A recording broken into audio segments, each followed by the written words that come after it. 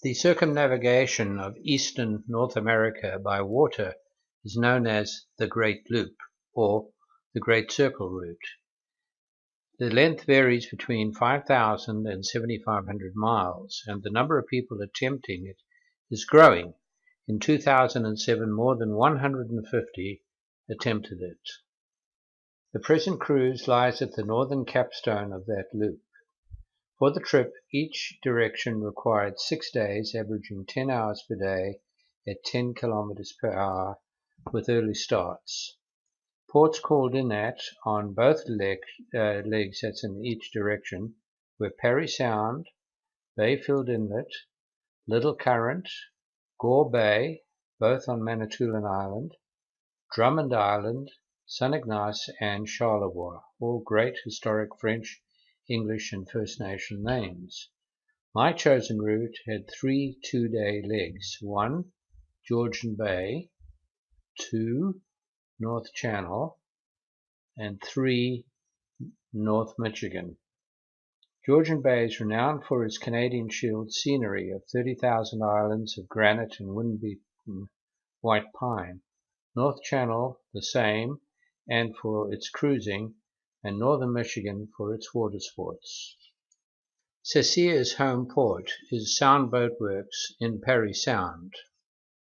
This small reversible card indicates the channel markers. I call it my Queen E card, much the same way as Queen Elizabeth goes smile, wave, pearls. I go card, chart, channel. Snug Harbour Lighthouse aligns the approach channel to Parry Sound. The boiler from the shipwrecked 1864 wooden tug Metamora is now used as a channel marker on the small craft waterway in Point Barrel. In olden days, a barrel was erected at the point to denote safe passage in turbulent waters.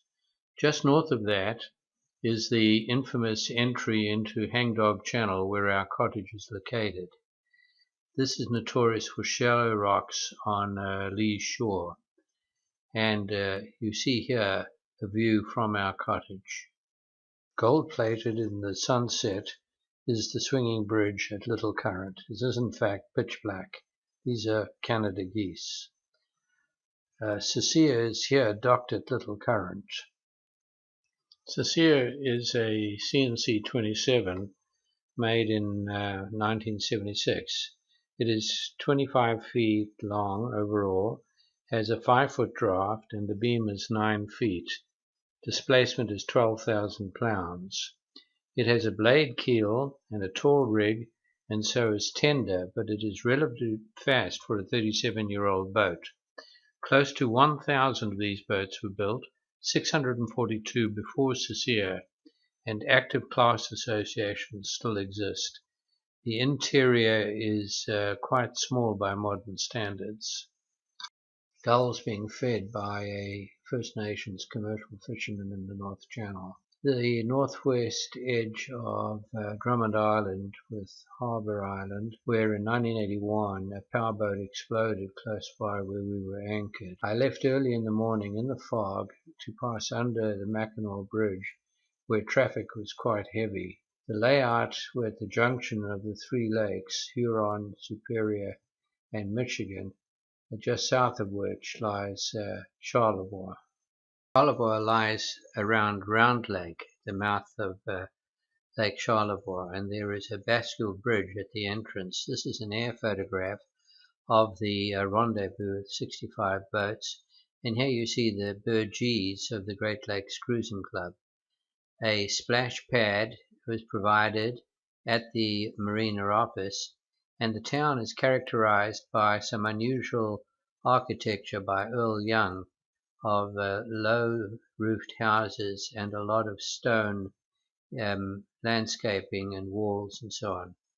A visitor passed by my dock, and we had a lot of sociable gatherings.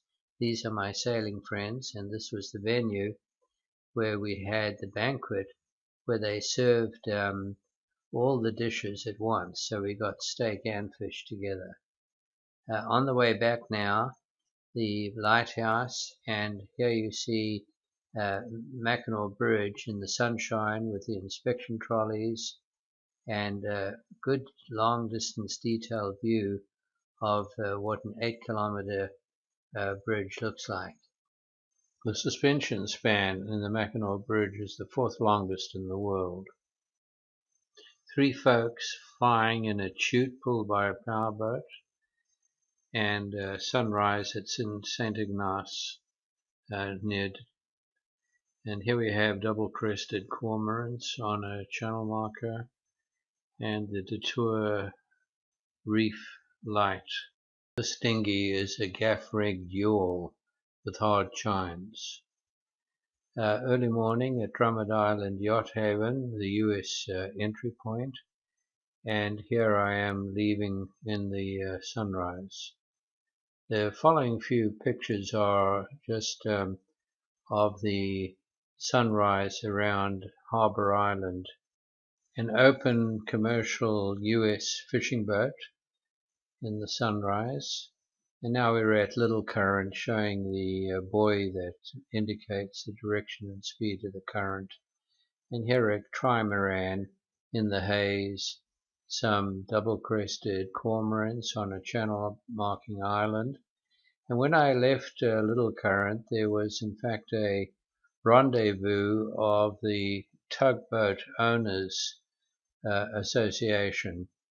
Here you see these tugboats are in private hands, and they're very lovingly restored by their owners, and once a year they have a special rendezvous. Now we start the videos with some background music that I was actually enjoying during my cruise. I hope you enjoyed as much as I did.